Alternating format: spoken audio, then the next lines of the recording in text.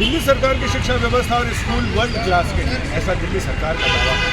लेकिन वो दावा आज तार-तार होता नजर आया जब दिल्ली हाईकोर्ट के कार्यवाहक मुख्य न्यायाधीश जस्टिस मनमोहन और जस्टिस मनमीत प्रीतम सिंह अरोड़ा की अदालत में दिल्ली के शिक्षा सचिव आए।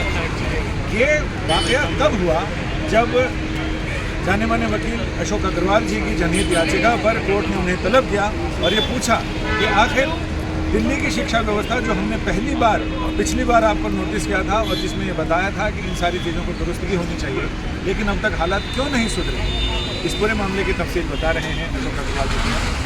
आपकी जनहित याचिका पर आज दिल्ली सरकार क्यों बेबस नजर आई? क्योंकि ये जो कंडीशन है ये 2 साल से चल रही है और इसमें मुद्दा ये था कि नॉर्थ ईस्ट इसमें तो लगभग 1.5 लाख बच्चे पढ़ते हैं गवर्नमेंट स्कूल, वो वहाँ पर कुछ स्कूलों में अल्टरनेट में बुलाया जा रहा था और कुछ स्कूलों में सिर्फ 2 घंटे के लिए बुलाया जा रहा था और ये प्रैक्टिस चली आ रही थी और हम लोग कोर्ट के अंदर बराबर ये उठा रहे थे। कोर्ट बराबर इनसे पूछ रही थी।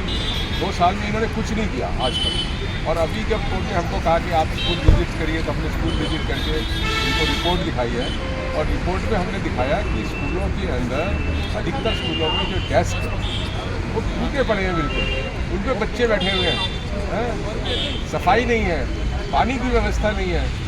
और एक स्कूल हमने बताया जो 13-14 साल से चल रहा है गदनपुरे में, वो पूरा स्कूल का स्कूल टिन के अंदर चल रहे हैं और 3600 बच्चे उसके अंदर पढ़े हैं, लड़के लड़कियाँ पिछले 15 साल से कर क्या रहे हैं।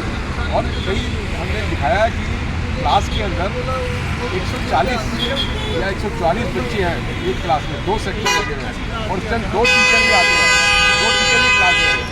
तो कोर्ट ने ये सवाल उठाया कि भाई 2 टीचर क्या कर रहे हैं वहाँ पर हैं? और ये सवाल भी उठा कि 10 लाख बच्चे जो पहली क्लास से 8वीं क्लास तक दिल्ली सरकार के स्कूलों में पढ़ते हैं, उनको आज तक ना बुक्स मिली है, ना उनको नोटबुक मिली है, ना उनको राइटिंग मटेरियल मिला है जो राइट टू एजुकेशन का बेसिक अधिकार है। तो शिक्षा सचिव अशोक कुमार ने माना कि ये गड़बड़ियाँ हैं, ऐसा माना? हाँ, उन्होंने माना ही नहीं है। कोर्ट ने उनके कहने के बाद कोर्ट के ऑर्डर में भी लिखा है कि सेक्रेटरी ने मैंने जो रिपोर्ट में चीज़ें हाईलाइट करी हैं वो सब कंफर्म करी है कि ठीक है। तो इसमें जो वर्ल्ड क्लास शिक्षा व्यवस्था है दिल्ली की और वर्ल्ड क्लास स्कूल हैं जिनको लेकर पूरी दुनिया में ये प्रचार है, तो उसको लेकर आपकी रिपोर्ट क्या कहती है? देखिए वर्ल्ड क्लास कहाँ ही तो थर्ड क्लास हो गया ना, जहाँ पे बेसिक बुनियादी सुविधा ही नहीं है। आपके हज़ारों बच्चे जो हैं वो कमरे के अंदर घुस के बैठाया हुआ है, आपको कोई पढ़ाई की नाम उनकी हो नहीं सकती। तीन शेड्स के अंदर बैठे हुए हैं, ओपन के अंदर बैठे हुए हैं, एक दिन बुलाते हो एक दिन उसको छुट्टी करते हो क्योंकि दूसरे बच्चे को एडजस्ट करना है। तो काहे का स्कूल है ये? कोर्ट ने ये भी कहा कि शिक्षा व्यवस्था की वजह से ये जो अशिक्षा है दूसरी वजह से युवाओं का भविष्य खराब है और तिहाड़ में भीड़ बढ़ रही है। हाँ बिल्कुल, उन्होंने कहा कि ये प्रॉब्लम भी है कि शिक्षा हो तो कम से कम रेंज जो है वो थोड़ी कम हो जाएगी, डिकंजेस्टेड हो जाएगा जीव के अंदर, लेकिन आपको शिक्षा भी नहीं दे रही है। मुझे अच्छा लगता है दिल्ली सरकार की रिपोर्ट खोली और सेक्रेटरी की मैं अच्छी दिखाई आती है। आपने कितने स्कूलों का दौरा किया कोर्ट के आदेश के बाद? मैंने दौरा किया कम से कम 10 स्कूलों का दौरा किया, हज़ारों बच्चे 6-6 हज़ार तक। और उसके अलावा एनसीडी के भी 4 स्कूल विजिट करें और एनसीडी के स्कूलों में भी यही हालत थी कि वहाँ पर टूटे हुए बेंच, हॉरिबल कंडीशन जिसमें बच्चे बैठे हुए हैं और 6 लाख बच्चे जो एनसीडी के, वो भी मैंने रिपोर्ट में लिखा है कि पहली क्लास से 5वीं तक जो पढ़ते हैं उनको भी किताबें नहीं मिली है, राइटिंग मटेरियल नहीं मिला है, नोटबुक नहीं मिली है। उसको लेकर काफ़ी कोर्ट ने जो है गंभीरता दिखाई है। दिल्ली सरकार ने कुछ कारण बताया, क्या कारण है, क्यों? उनके पास कोई कारण ही नहीं है। वो तो ये जज साहब ने भी कहा कि ऐसा लगता है कि जो ऊँचे पदों पे बैठे हुए लोग हैं वो जाके देखते नहीं हैं कि क्या हो रहा है और जो नीचे के अफसर हैं वो उनको सही इन्फॉर्मेशन नहीं देते। ये ऐसा लगा ये कोर्ट का क्या है? कोर्ट का क्या है। इसमें कुछ ऐसा नहीं हुआ कि हमारे शिक्षा मंत्री जेल में है,